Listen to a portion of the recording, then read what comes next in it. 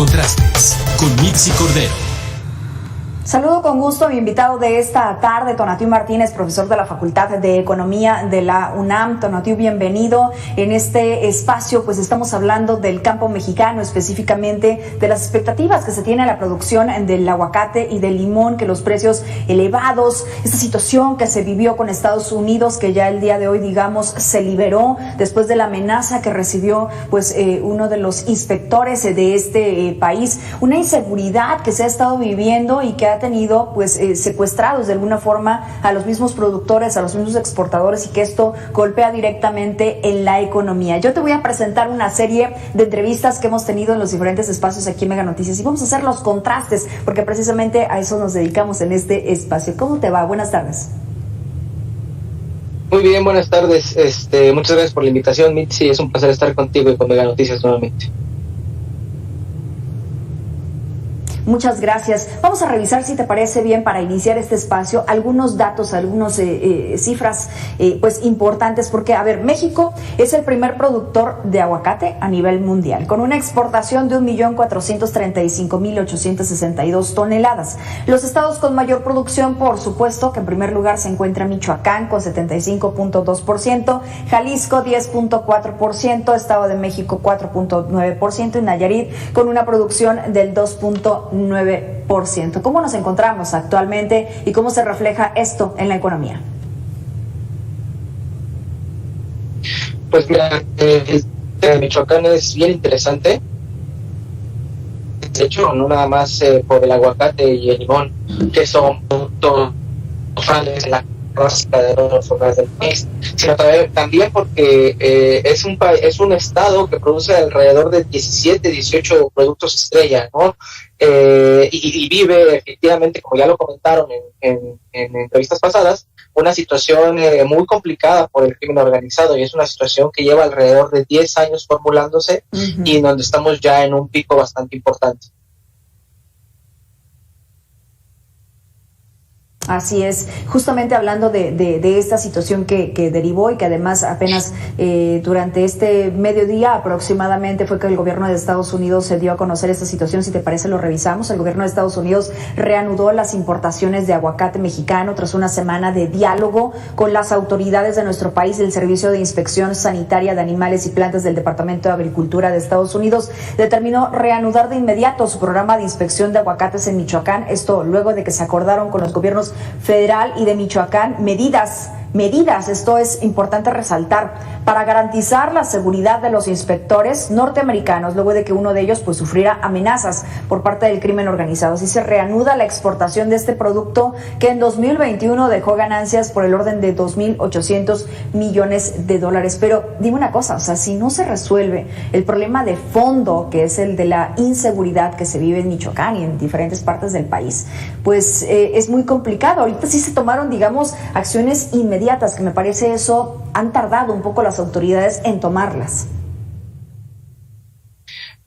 Bueno, yo considero que son medidas importantes las que se están tomando ahorita. Desafortunadamente hay mucho ruido por la amenaza que sufrió el agente administrativo de Estados Unidos, pero nuevamente no es algo que se esté gestando de la noche a la mañana. Es un problema que tenemos ya alrededor de 10 años formulándose, muy difícil, y que sí, de las principales variables que eran el costo, aunado también al transporte y a la última cadena, al último pasito, que es la venta al consumidor final, la compra de la central de abastos a las tiendas de conveniencia. Salía hoy un estudio, me parece, del Banco de México, que hacía referencia a que la inseguridad es la segunda causa del golpe a la economía. Sí, así es, la segunda causa, y en términos de inflación, que es el tema que ocupa Banco de México, también tenemos el problema de cambio climático, el problema de los transportes o el transporte marítimo, que es alrededor del 80% del comercio internacional se mueve por transporte marítimo, y el costo de la energía. Entonces son varios factores, pero el principal, evidentemente, de los principales está la inseguridad que vive el país. De ahí la importancia de fortalecer instrumentos como la Guardia Nacional para darle o mitigar al crimen organizado de alguna forma. Sí, sí, y complicado, porque, a ver, si tú eres un inversionista y estás pensando, bueno, abrir mercado o que ya estás, digamos, apostándole a ciertos productos, a cierta exportación, incluso la misma importación, pues es un riesgo realmente si te van a cobrar derecho de piso, si te van a extorsionar, si te van a secuestrar, incluso porque se ha presentado a estos productores o a estos mismos empresarios. Porque, a ver, vamos a ver lo que nos dice en entrevista con Mega Noticias el director del Grupo Consultor de Mercados Agrícolas. La inseguridad y violencia que se vive en Michoacán está costando entre 8 y 9 millones de dólares de pérdidas diarias a los productores del campo, principalmente al del aguacate, porque, bueno, pues pareciera ser ese oro verde, ¿no? Como también le han mencionado. Vamos a escucharlo, Tonatio, y regresamos contigo. No nada más es el aguacate, vivimos en un tema de inseguridad en muchas partes del país y no vemos que esto pueda disminuir. Pero en el caso comercial, pues México se está viendo perjudicado con sus exportaciones, nos está costando diariamente 8 o 9 millones de dólares no exportar. Está costando mucho. Muchísimo.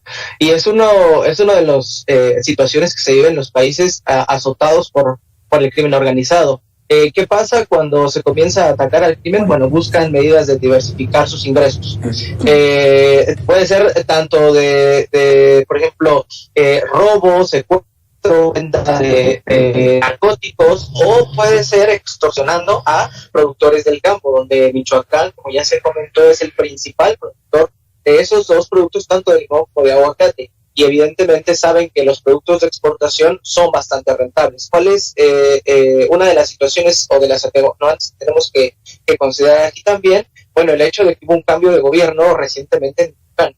Entonces ahorita está tomando nuevamente forma y tendría que comenzar a generar mecanismos interesantes. Hablando de la inversión, como tú comentabas, recientemente se está abriendo una nueva planta empacadora de aguacates en Lagunilla, precisamente ahí en Michoacán, donde parece que la apuesta sigue siendo por el país. Oye, esta palabra que mencionabas, porque el aguacate es altamente rentable. Esta misma situación, coincidiendo contigo, nos lo dijo en este caso Ramón Paz Vega, productor y exportador de aguacate en Michoacán, porque ha señalado que han sido tantas las amenazas, han sido tanta la situación por la que están atravesando, que si no fuera altamente rentable, pues simplemente ya lo hubiesen abandonado. Vamos a escucharlo y tú nos dices qué opinas. En realidad nos han dejado sin esos apoyos, la disminución de los subsidios al diésel, cambios en las tarifas eléctricas, todo eso. Afortunadamente el sector es rentable y aunque está constituido por una gran cantidad de pequeños productores, el productor promedio de aguacate tiene de 5 a 8 hectáreas, es un productor pequeño, hay 40,000 productores.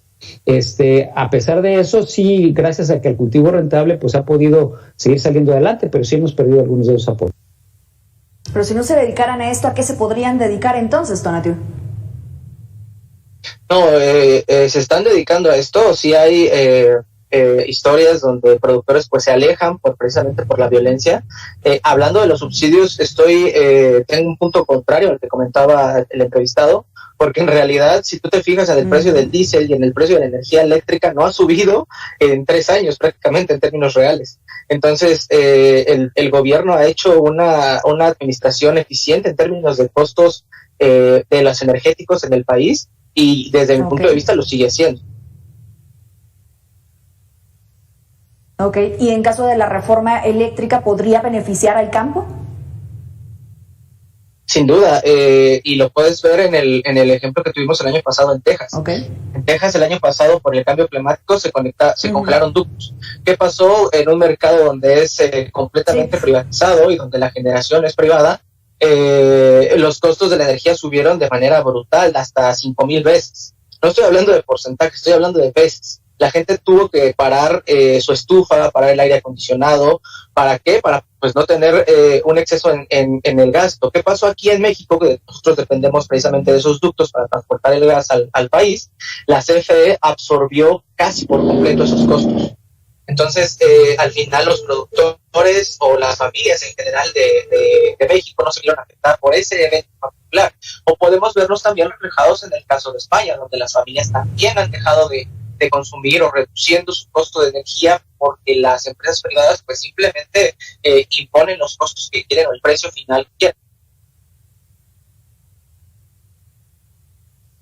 Esto es bien importante de hacer mención, Tonatiuh, porque pues hay un debate muy fuerte al respecto, se están haciendo foros y demás. Es importante escuchar también todas estas voces de que a qué nos podría llevar esa reforma, si en beneficio o no para la ciudadanía, y tú nos dices, sí, hay un punto a favor y también podría ser para el campo. Ahora, a ver, México está viviendo por una situación complicada para la autosuficiencia alimentaria. ¿A qué nos referimos? Bueno, pues que con lo que se produce aquí en el país, con lo que se siembra, con lo que se cosecha también, podamos alimentarnos adecuadamente, porque eso también es otra, que sea adecuadamente. Todos los productos de la canasta básica aumentaron entre un 20 y un 90%. Esto fue lo que nos dieron a conocer en la Alianza Nacional de Pequeños Comerciantes y que nos pega directamente en el bolsillo. Dice Cuauhtémoc Rivera, a quien vamos a escuchar a continuación, que la gente, pues en lugar de comprar carne, está eligiendo huevo porque es mucho más barato, y con eso pues existe también el riesgo de una desnutrición con las personas porque están comiendo pues peor, por no decirle así al huevo, sino menos, porque estamos consumiendo menos. Vamos a escucharlo y regresamos para escucharte también a ti. La población de México en la pandemia está pasando por un problema muy severo de alimentación. Esa es la verdad. Hay una inseguridad alimentaria muy dura por la inflación, por el encarecimiento de los productos y en algunos casos hasta por desabasto. Entonces, la verdad, es tiempo de ponerle atención a este asunto. ¿Cómo has visto este avance a lo largo de los meses?